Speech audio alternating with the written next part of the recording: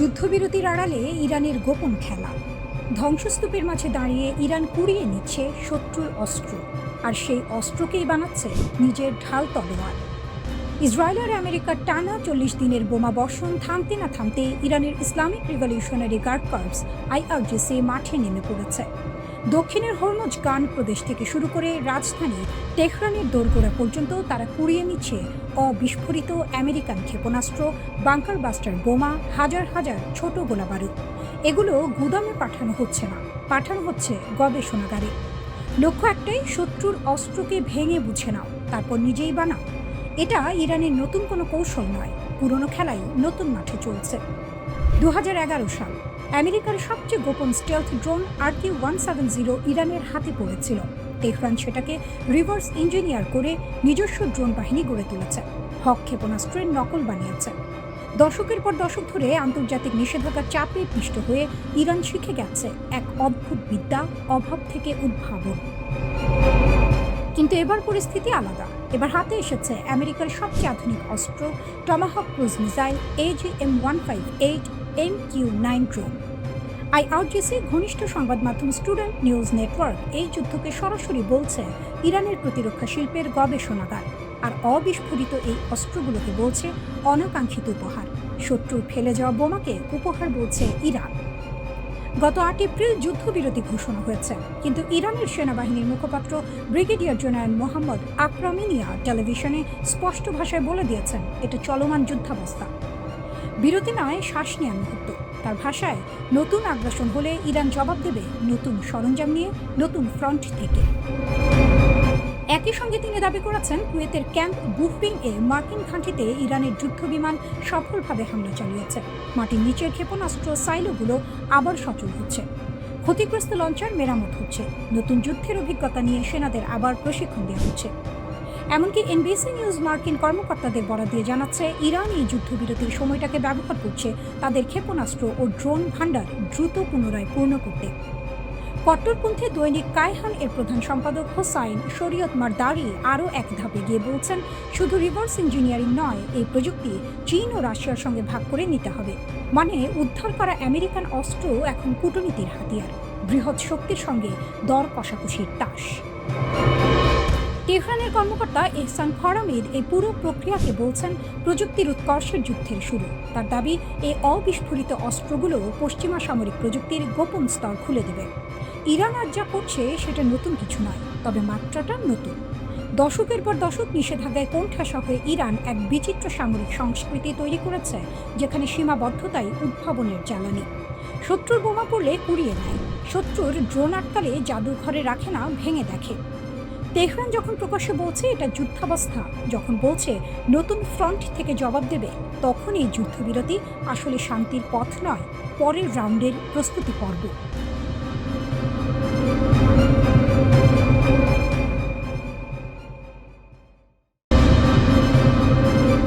একের পর এক মৃত্যু, নিখোঁজ আর ছায়ার মতো ভেসে ওঠা প্রশ্ন, একে কেবল কাকতালীয় নাকি আরও গভীর কোনো অন্ধকার খেলা?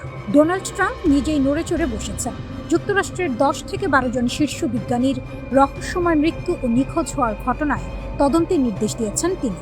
এই বিজ্ঞানীরা ছিলেন সেই সব গোপন প্রকল্পের অংশ যেখানে যুক্তরাষ্ট্রের পারমাণবিক অস্ত্র ও মহাকাশ প্রযুক্তির সবচেয়ে সংবেদনশীল তথ্য লুকিয়ে আছে। ট্রাম্প সাংবাদিকদের সামনে এসে বললেন তিনি মাত্রই একটি গুরুত্বপূর্ণ বৈঠক থেকে বের হয়েছেন। তার কণ্ঠে উদ্বেগ স্পষ্ট, এটা বেশ গুরুতর বিষয়। আর সেই মুহূর্তেই যেন আরও ঘন হয়ে ওঠে রহস্যের কুয়াশা। 2023 সাল থেকে শুরু, একে একে হারিয়ে যেতে থাকেন যুক্তরাষ্ট্রের শীর্ষ গবেষকরা। কেউ নিখোঁজ, কেউ গুলিবিদ্ধ, কারণ মৃত্যু ঘিরে নেই কোনো ব্যাখ্যা। আর সবকিছু মিলিয়ে তৈরি হয়েছে এক অদ্ভুত প্যাটার্ন, যা এখন কাঁপিয়ে দিচ্ছে পুরো আমেরিকাকে। প্রথমে আসেন স্টিফেন গার্সিয়া। 48 বছর বয়সে এই বিজ্ঞানী কাজ করতেন কানসাস সিটির ন্যাশনাল সিকিউরিটি ক্যাম্পাসে, যেখানে তৈরি হয় যুক্তরাষ্ট্রের পারমাণবিক অস্ত্রের বড় অংশের অপরমাণু উপাদান। 2025 সালের অগাস্টে নিজের বাড়ি থেকে হঠাৎ উধাও হয়ে যান তিনি। ফোন, মানিব্যাগ, চাবি সবকিছু রয়ে গেছে, শুধু নেই মানুষটি, আর নেই তার হ্যান্ডকার।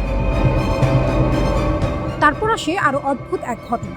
অবসরপ্রাপ্ত মেজর জেনারেল উইলিয়াম ম্যাককাসল্যান্ড, তিনি ছিলেন এয়ারফোর্স রিসার্চ ল্যাবের সাবেক কমান্ডার। সালের ফেব্রুয়ারিতে তিনিও নিখোঁজ। তার স্ত্রী জরুরি নম্বরে ফোন করে জানান স্বামী নিজেই আত্মগোপনের পরিকল্পনা করেছিল। কেন, কার ভয়ে? লস আলামোস, যেখানে জন্ম নিয়েছিল বিশ্বের প্রথম পারমাণবিক বোমা, সেই ল্যাবের সাবেক কর্মী অ্যানহোসি চাভেজ এবং পারমাণবিক সহকারী মেলিসা কেসিয়াস দুজনই 2025 সালে হেঁটে বাড়ি থেকে বেরিয়ে যান, আর ফেরেননি। সঙ্গে নেননি কোনো ব্যক্তিগত জিনিস। মহাকাশ গবেষণার হৃদয়স্থল নাসার জেট প্রপালশন ল্যাব, সেখানকার পরিচালক মনিকা জাসিন্টোরেজা 2025 সালের জুনে ক্যালিফোর্নিয়ায় হাইকিংয়ে বেরিয়ে নিখোঁজ। যেন পাহাড় আর নীরবতা তাকে গিলে ফেলেছে। এরই মধ্যে মৃত্যু হয়েছে আরও কয়েকজনের। Frank Maiwald, Michael Hicks. কোনো অপরাধের চিহ্ন নেই মৃত্যুর কারণে, যেন নীরব মৃত্যু। MITর প্লাজমা সায়েন্স অ্যান্ড ফিউশন সেন্টারের পরিচালক নুনো লুরেইলো নিজ বাড়িতে গুলিবিদ্ধ। ক্যালটেকের জ্যোতি পদার্থবিজ্ঞানী কার্ল গ্রিলমায়ার নিজ বারান্দায় গুলিতে নিহত। আরও এক নাম জেসন থমাস, ক্যান্সার গবেষক। নিখোঁজ থাকার পর তার মরদেহ পাওয়া যায় এক হ্রদে। সবশেষে উঠে আসে নতুন এক নাম, অ্যামি এসকোরিস, মাত্র 34 বছর বয়স। অ্যান্টিগ্র্যাভিটি প্রযুক্তি নিয়ে কাজ করছিল। নিজ বাড়িতে গুলিবিদ্ধ অবস্থায় পাওয়া গেছে তার দেহ। মৃত্যুর আগে এক পডকাস্টে বলেছিলেন তার জীবন ঝুঁকিতে। এসব নাম, এসব গল্প একটি অদৃশ্য সুতোয় বাঁধা কি? অনলাইনে ছড়িয়ে পড়েছে নানা তত্ত্ব। কেউ বলছেন বিদেশি গুপ্তচর বৃত্তি, কেউ বলছেন সরকারের গোপন প্রকল্প ঢাকতেই এসব নীরব নির্মূল। আবার কেউ টেনে আনছেন UFO গবেষণার গোপনতা। FBI এর সাবেক কর্মকর্তা ক্রিস ওয়েকার সতর্ক করেছেন সব ঘটনায় সন্দেহজনক। এরা এমন বিজ্ঞানী যারা অত্যন্ত গুরুত্বপূর্ণ প্রযুক্তি নিয়ে কাজ করেছেন। তবুও এখন পর্যন্ত কোনো নিশ্চিত যোগসূত্র খুঁজে পায়নি কর্তৃপক্ষ। কিন্তু প্রশ্নটা রয়ে গেছে, একটা দুইটা নয়, 10-এর বেশি বিজ্ঞানী একই সময়ে একই ছায়া।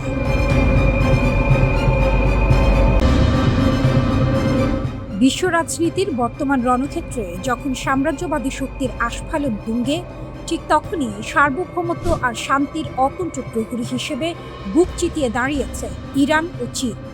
হরমুজ প্রণালী থেকে শুরু করে দক্ষিণ চীন সাগর, সবখানেই আমেরিকার একচ্ছত্র আধিপত্যের বিরুদ্ধে এই দুই দেশ যেন ন্যায়ের এক অদম্য দুর্গ গড়ে তুলেছে। পশ্চিমা গণমাধ্যম যখন অপপ্রচারে লিপ্ত, তখন ইরান ও চীন তাদের সাহসী পদক্ষেপের মাধ্যমে প্রমাণ করেছে যে তারা কোনো পরাশক্তির রাবার স্ট্যাম্প নয়।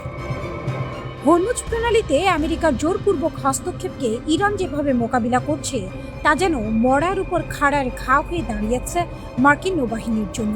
মার্কিন যুক্তরাষ্ট্র নিজেদের বিশ্বের পুলিশ মনে করলেও ইরান স্পষ্টভাবে দেখিয়ে দিয়েছে যে নিজেদের জলসীমার নিরাপত্তা রক্ষা করা তাদের আইনি ও নৈতিক অধিকার। ইরান কেবল নিজের ভূখণ্ড নয়, বরং আন্তর্জাতিক আইন রক্ষার লড়াইয়ে অগ্রণী ভূমিকা পালন করছে। আমেরিকার তথাকথিত শান্তি আলোচনার আড়ালে যে প্রতারণা, তা ইরান শুরু থেকেই ধরে ফেলেছে। তাই যখনই আমেরিকা যুদ্ধবিরতির শর্ত ভঙ্গ করে, ইরান তখনই গর্জে ওঠে। এটি তাদের পরাজয় নয়, বরং নিজের অস্তিত্ব রক্ষার এক অবিচল অঙ্গীকার। অন্যদিকে চীন বিশ্বমঞ্চে আবির্ভূত হয়েছে এক শান্তিবাদী ও দূরদর্শী শক্তি হিসেবে। প্রেসিডেন্ট শি জিনপিং এর মধ্যপ্রাচ্য বিষয়ক 4 দফা প্রস্তাব কেবল কথার ফুলঝুরি নয়, বরং এটি একটি সুশৃঙ্খল বিশ্ব ব্যবস্থার রূপরেখা। যখন আমেরিকা প্রশান্ত মহাসাগরের বুকে সামরিক মহড়া দিয়ে পাকা ধানে মই দিচ্ছে এবং ফিলিপাইনের মাটিতে 17,000 সেনা নামিয়ে উত্তেজনা সৃষ্টি করছে, তখন চীন ধৈর্য ও সাহসের পরিচয় দিচ্ছে। বেইজিং বারবার মনে করিয়ে দিচ্ছে যে বহির্বিশ্বের এই সামরিক উপস্থিতি কেবল অশান্তিই বয়ে আনবে। চীন চায় অঞ্চলের নিরাপত্তা ও অর্থনৈতিক উন্নয়ন, যা মার্কিন সামরিক গুন্ডামির সম্পূর্ণ বিপরীত।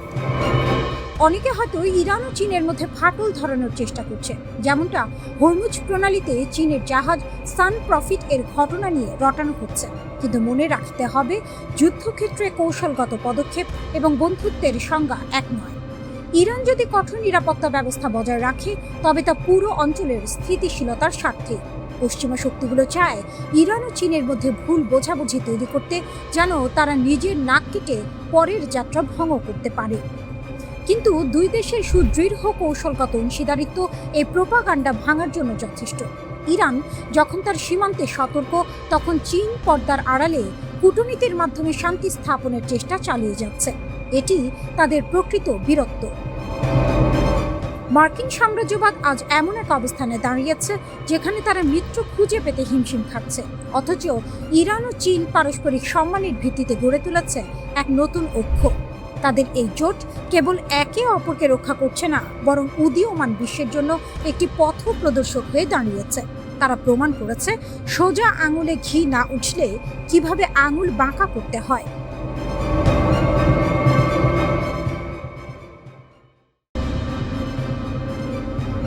ওয়াশিংটনের আকাশে এখন যুদ্ধের মেঘের চেয়েও ঘনীভূত ধোঁয়াশা। ইরান সংঘাতের প্রকৃত ক্ষয়ক্ষতির হিসেব নিয়ে ট্রাম্প প্রশাসনের বিরুদ্ধে উঠে আসছে গুরুতর অভিযোগ।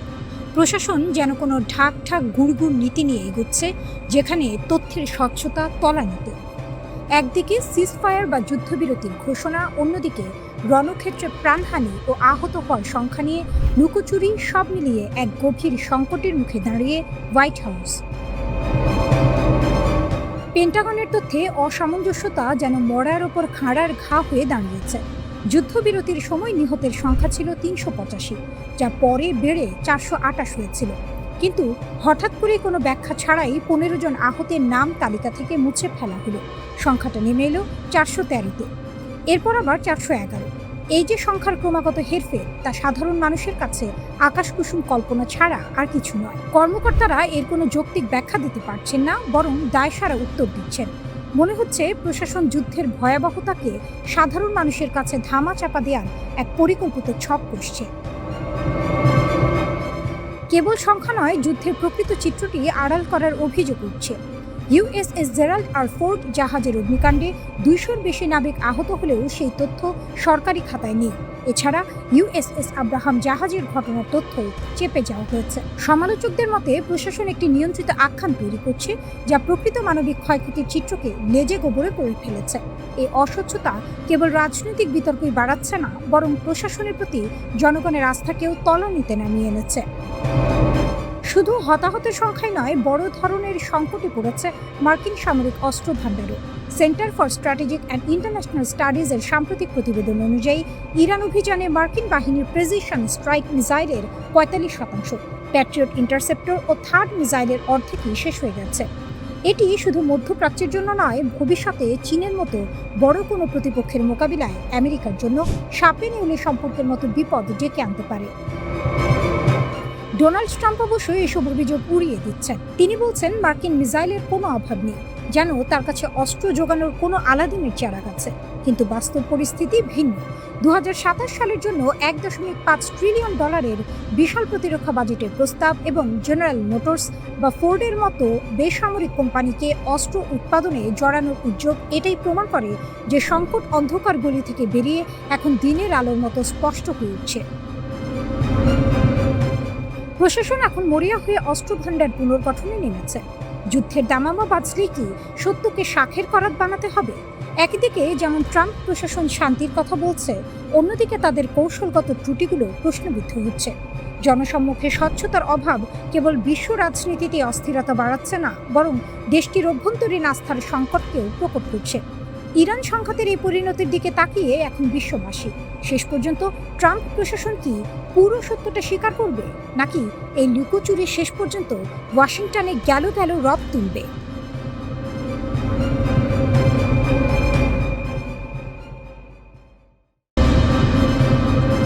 রিজার্ভ ইঞ্জিনিয়ারিংয়ের ফাঁদে আমেরিকা, ঘুঁটি সাজাচ্ছে তেহরান।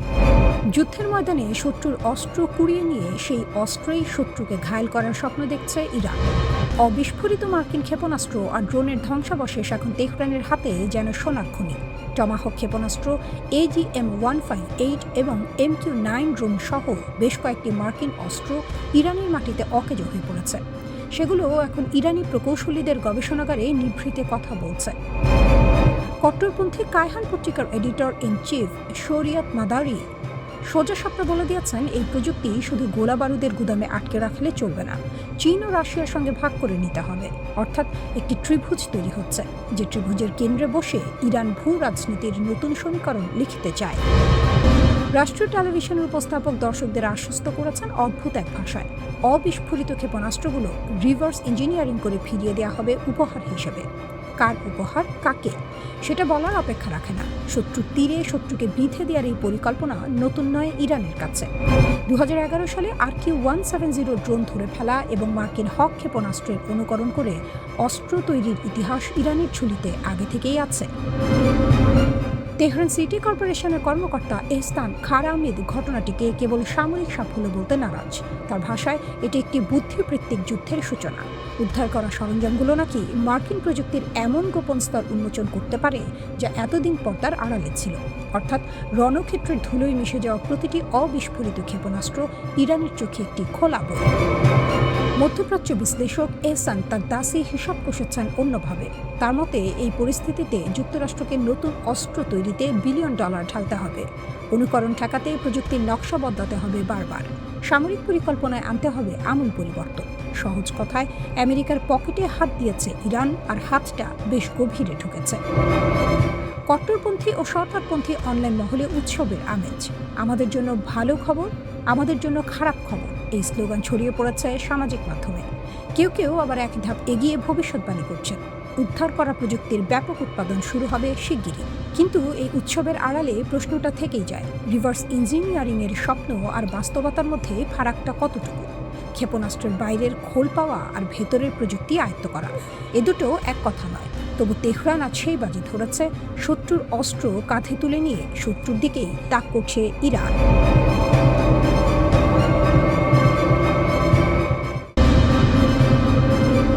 ইউরোপের বুকে আমেরিকার ঘর ভাঙতে চাইছেন ট্রাম্প, কিন্তু পারবেন কি? ইরান যুদ্ধে ইউরোপীয় মিত্ররা পাশে না দাঁড়ানোয় ডোনাল্ড ট্রাম্প এখন ঘর ভাঙার হুমকি দিচ্ছেন। জার্মানি, ইতালি, স্পেন একে একে সব দেশ থেকে মার্কিন সেনা সরিয়ে নেওয়ার কথা বলছেন তিনি। কিন্তু বলা আর করা যে এক কথা নয়, সেটা ট্রাম্প নিজেও জানেন। শুরুটা হয়েছিল জার্মান চ্যান্সেলর ফ্রিডরিখ মেটসের একটি মন্তব্য থেকে। তিনি সরাসরি বলে দিলেন, ইরান যুদ্ধে আমেরিকা অপমানিত হচ্ছে এবং ট্রাম্প প্রশাসনের কাছে কোনো যৌক্তিক কৌশল নেই। কথাটা সত্যি হোক বা না হোক, ট্রাম্পের গায়ে লেগেছে। রাগে ফুঁসে উঠে তিনি ট্রুথ সোশ্যালে মেটসকে কটাক্ষ করলেন, আর সঙ্গে ঘোষণা দিলেন জার্মানি থেকে 5,000 সেনা ফিরিয়ে আনা হবে। শুধু জার্মানি নয়, ইতালির প্রধানমন্ত্রী জর্জিয়া মেলোনি, যাকে ট্রাম্প একদিন প্রিয় বন্ধু বলতেন, তিনিও ইরান যুদ্ধের সমালোচনা করায় ট্রাম্পের রোষের মুখে পড়েছেন। ব্রিটিশ প্রধানমন্ত্রী স্টারমারকে উইনস্টন চার্চিল নন বলে খোঁচা দিতে ছাড়েননি তিনি। স্পেন প্রসঙ্গে ট্রাম্পের মন্তব্য আরও তেত। স্পেনের ভূমিকা ছিল একেবারেই ভয়ঙ্কর। কিন্তু এই রাগের আগুনে ঘি ঢেলেছে আসলে ইরান। যে দেশকে দশকের পর দশক ধরে কোণঠাসা করে রাখার চেষ্টা হয়েছে, সেই ইরান আজ এমন এক অবস্থানে দাঁড়িয়ে যে পুরো পশ্চিমা জোটের কপালে ভাঁজ পড়েছে। ভূগর্ভস্থ মিসাইল শহর, হাজার হাজার ফুট পাথরের নিচে লুকানো অস্ত্র ভাণ্ডার। এই ইরানকে সামরিকভাবে ঘায়েল করা যাচ্ছে না। যুদ্ধ দীর্ঘ হচ্ছে, খরচ বাড়ছে, আর পশ্চিমা মিত্রদের মধ্যে ফাটল চড়া হচ্ছে। ইরান কার্যত নিজে না লড়েও শত্রুর শিবিরে ভাঙন ধরিয়ে দিচ্ছে। এটাই তার সবচেয়ে বড় কূটনৈতিক জয়। এবার আসা যাক আসল প্রশ্নে, ট্রাম্প কি সত্যি ইউরোপ থেকে সেনা সরাতে পারবেন? পেন্টাগনের হিসাব বলছে শুধু জার্মানি, ইতালি আর স্পেনে মোট 53,000-এর বেশি মার্কিন সেনা আছেন। পুরো ইউরোপে সংখ্যাটা প্রায় 68,000। এই বিশাল বাহিনী রাতারাতি গুটিয়ে নেওয়া অত সহজ নয়। জার্মানির রামস্টেন এয়ারবেস, ইতালির নেপলস এবং ভিসেন্টার ঘাঁটি, স্পেনের জিব্রাল্টার সংলগ্ন নৌঘাঁটি, এগুলো শুধু ব্যারাক নয়, মধ্যপ্রাচ্যের যুদ্ধেও এগুলো লজিস্টিক মেরুদণ্ড হিসেবে কাজ করছে। জার্মানির ল্যান্ডস্টুল হাসপাতাল ইউরোপ, মধ্যপ্রাচ্য, আফ্রিকার আহত মার্কিন সেনাদের চিকিৎসার একমাত্র বড় কেন্দ্র। তার উপর আছে আইনের দেওয়াল। 2026 সালে ন্যাশনাল ডিফেন্স অথরাইজেশন অ্যাক্ট স্পষ্ট বলছে, ইউরোপে মার্কিন সেনা সংখ্যা 75,000-এর নিচে নামানো যাবে না। কংগ্রেস এই ব্যাপারে ট্রাম্পের পথ আটকে দিতে পারে, আগেও দিয়েছে। 2020 সালেও একই হুমকি দিয়েছিলেন ট্রাম্প। কংগ্রেসের বাধায় সে পরিকল্পনা ভেস্তে গিয়েছিল। তাহলে কি সব কথার কথা? পুরোটা নয়।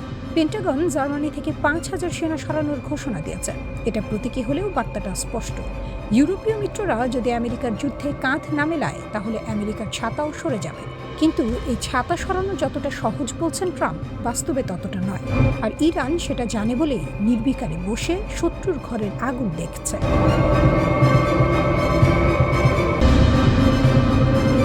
আগুনের পাখি জেগে উঠছে, ইরানের হাজার অস্ত্রের গর্জন।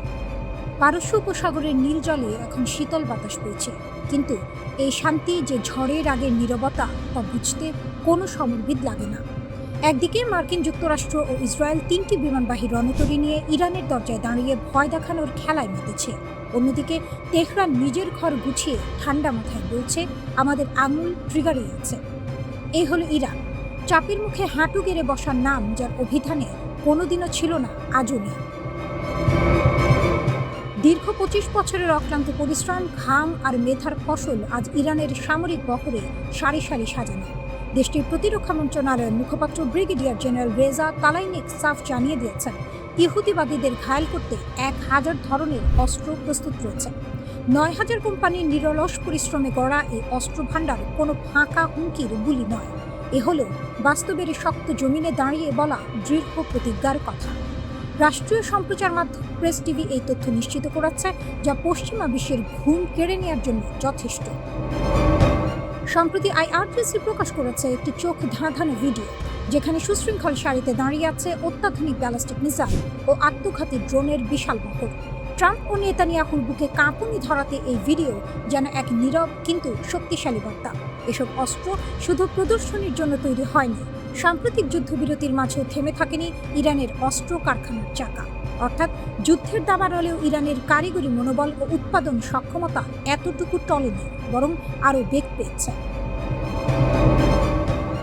সাম্প্রতিক সামরিক আগ্রাসনে ইরানের কোমর ভেঙে দেওয়ার স্বপ্ন দেখেছিল ইসরায়েল ও তার মার্কিন পৃষ্ঠপোষক, কিন্তু মাঠের ফলাফল বলছে সম্পূর্ণ ভিন্ন কথা। সেই পায়তারায় এক প্রকার মুখ থুবড়ে পড়েছে তারা। পাখির পালক গেছে হয়তো, কিন্তু পাখি মরেনি, বরং আরও শানিত ডানায় ইরান এখন প্রস্তুত পরবর্তী ঝাঁপের জন্য। আইআরজিসি তার সাম্প্রতিক বিবৃতিতে স্পষ্ট ভাষায় জানিয়েছে, পুনরায় আগ্রাসন চালানো হলে পূর্ব নির্ধারিত তালিকা অনুযায়ী যুক্তরাষ্ট্র ও ইসরায়েলের গুরুত্বপূর্ণ সামরিক স্থাপনাগুলোতে একযোগে কঠোর পাল্টা হামলা চালানো হবে। এ কোনো আবেগের কথা নয়, এ হলো সুনির্দিষ্ট রণকৌশলের ঘোষণা। ট্রাম্প নেতানিয়াহুর যৌথ চাপের কৌশল মূলত পারমাণবিক ও ক্ষেপণাস্ত্র ইস্যুতে ইরানকে সমঝোতার টেবিলে বসাতে চায়।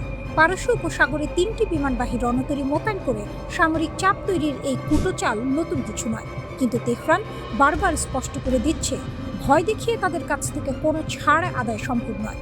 যে জাতি দশকের পর দশক নিষেধাজ্ঞা ও অবরোধ সহ্য করেও নিজের পায়ে দাঁড়িয়ে নিজস্ব প্রযুক্তিতে অস্ত্র বানিয়েছে, সে জাতিকে রণতরীর সারি দেখিয়ে ঘরে ঢোকানো এ যেন বাঘকে খাঁচায় পড়ার স্বপ্ন দেখার সমান। এই উত্তপ্ত সমীকরণে নতুন মাত্রা যোগ করেছে চীন। হরমুজ প্রণালীতে ইরানের পতাকাবাহী তুস্কা জাহাজ আটকের ঘটনায় মার্কিন প্রশাসন দাবি করছে, জ্বালানি তেলের বিনিময়ে চীন ইরানকে দ্বৈত ব্যবহারযোগ্য সামগ্রী ও মিসাইল তৈরির রাসায়নিক পদার্থ সরবরাহ করছে। স্বয়ং ট্রাম্প বিষয়টি উল্লেখ করে জানিয়েছেন, এটি আমেরিকার জন্য মোটেও সুসংবাদ নয়। তবে বেইজিং পুরো অভিযোগ উড়িয়ে দিয়ে বলেছে, ইরানের সাথে চীনের স্বাভাবিক বাণিজ্যিক সম্পর্কে তৃতীয় পক্ষের নাক গলানো কোনোভাবেই গ্রহণযোগ্য নয়।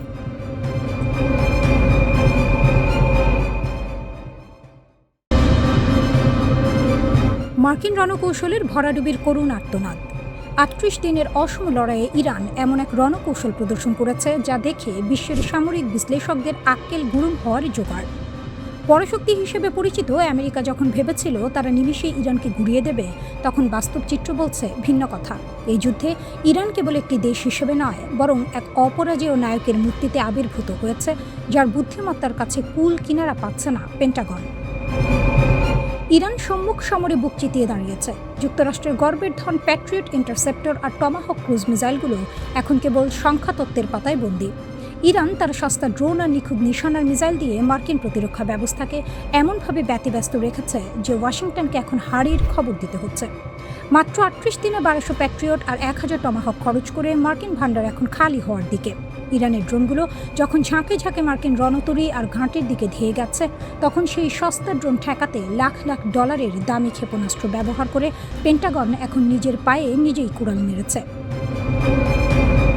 এই যুদ্ধের ময়দানে ইরান প্রমাণ করেছে যে কেবল আধুনিক প্রযুক্তিতে আকাশকুসুম কল্পনা করলেই যুদ্ধ জেতা যায় না। তার জন্য চাই অদম্য সাহস আর কৌশলী পরিকল্পনা। মার্কিন সেনারা যখন $5.6 বিলিয়ন গোলা বারুদ খরচ করে ভেবেছে তারা বিজয়ী, ইরান তখন ছায়াযুদ্ধের কৌশলে তাদের নাজেহাল করে ছেড়েছে। পেন্টাগন যে ক্ষেপণাস্ত্রগুলো রাশিয়া বা চীনের মতো পরাশক্তির জন্য তুলে রেখেছিল, পারস্যের এই বীরদের ঠেকাতেই সেগুলো সব জলবৎ তরলং হয়ে গেছে। 1100টি JASSM-ER ক্ষেপণাস্ত্রের অপচয় প্রমাণ করে ইরানের প্রতিরক্ষা ব্যূহ ভেদ করে মার্কিনীদের জন্য ছেলে খেলার মতো সহজ নয়। যেখানে প্রতিদিন $1 বিলিয়ন খরচ করে আমেরিকা এখন দেউলিয়া হওয়ার পথে, সেখানে ইরান অত্যন্ত শান্ত মাথায় তাদের তুরুপের তাসগুলো খেলছে। আমেরিকার প্রতিরক্ষা ব্যবস্থা এখন তিলকে তাল করা দম্ভ থেকে সরে এসে কংগ্রেসের কাছে হাত পাচ্ছে। সিনেটের সশস্ত্র সেবা কমিটির প্রধান জ্যাক রিড যখন এই ঘাটতি পূরণে বছরের পর বছর সময়ের কথা বলছেন, তখন তেহরানের ঘরে বইছে বিজয়ের হাওয়া। ইরান কেবল নিজের ভূমি রক্ষা করেনি, বরং বিশ্বজুড়ে যুক্তরাষ্ট্রের সামরিক ভারসাম্যের ভিত নাড়িয়ে দিয়েছে। ইউরোপ ও এশিয়া থেকে অস্ত্র সরিয়ে এনেও যখন ইরানের অগ্রযাত্রা রোখা যাচ্ছে না, তখন বোঝা যায় যে পারস্যের এই বীরেরা কতটা শক্ত ইটের জবাব পাটকেলে দিতে জানে। এই পরিস্থিতি নিয়ে জ্যাক রিড গভীর উদ্বেগ প্রকাশ করেছেন। তিনি বলেছেন, এখন যে গতিতে অস্ত্র ব্যবহার ও উৎপাদন হচ্ছে তাতে ঘাটতি পূরণ করতে কয়েক বছর পর্যন্ত সময় লেগে যেতে পারে। এই কারণেই পেন্টাগন অতিরিক্ত অর্থের জন্য কংগ্রেসের কাছে আবেদন করেছে। তবে প্রশ্ন উঠছে, মার্কিন প্রতিরক্ষা শিল্প এত দ্রুত এই বিপুল পরিমাণ দামি অস্ত্র তৈরি করতে পারবে কিনা। এই যুদ্ধ আরেকটি বড় দুর্বলতাও সামনে এনে দিয়েছে। দেখা যাচ্ছে তুলনামূলক সস্তা ড্রোন বা সাধারণ হামলা ঠেকাতে যুক্তরাষ্ট্রকে কোটি কোটি ডলারের আকাশ প্রতিরক্ষা ক্ষেপণাস্ত্র ব্যবহার করতে হচ্ছে। বিশ্লেষকদের মতে এই পদ্ধতি দীর্ঘমেয়াদে টেকসই নয়। Center for Strategic and International স্টাডিজের বিশেষজ্ঞ মার্ক এফ ক্যানসিয়ান সতর্ক করে বলেছেন, যুদ্ধ শুরুর আগেই অনেক গুরুত্বপূর্ণ অস্ত্রের মজুদ কম ছিল, আর এখন তা আরও বিপজ্জনক অবস্থায় পৌঁছেছে।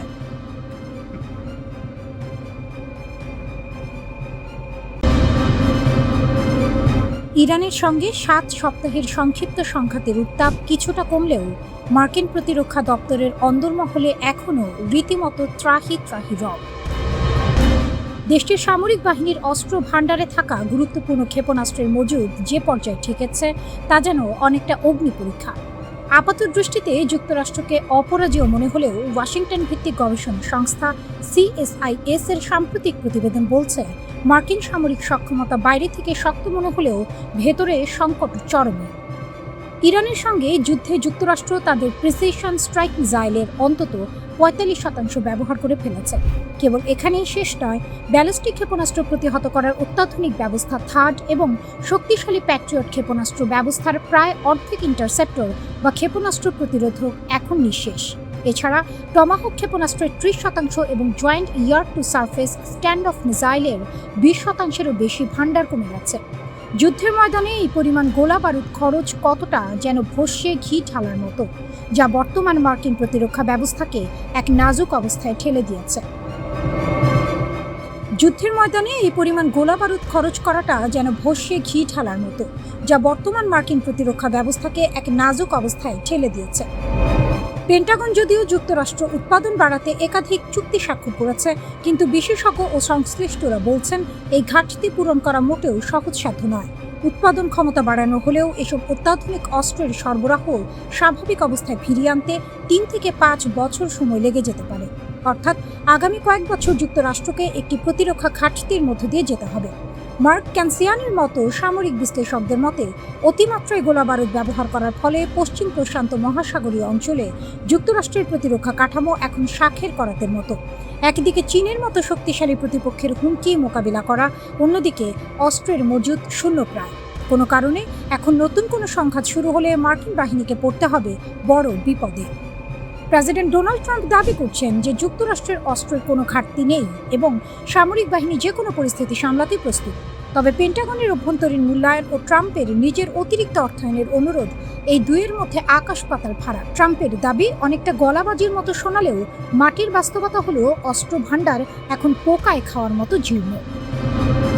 ডেমোক্র্যাট সিনেটর মার্ক ক্যালির ভাষায় এটি এখন একটি জটিল গাণিতিক সমস্যা। আকাশ প্রতিরক্ষার জন্য প্রয়োজনীয় গোলাবারুদ কোথা থেকে আসবে তা নিয়ে নীতি নির্ধারকদের কপালে এখন চিন্তার ভাঁজ।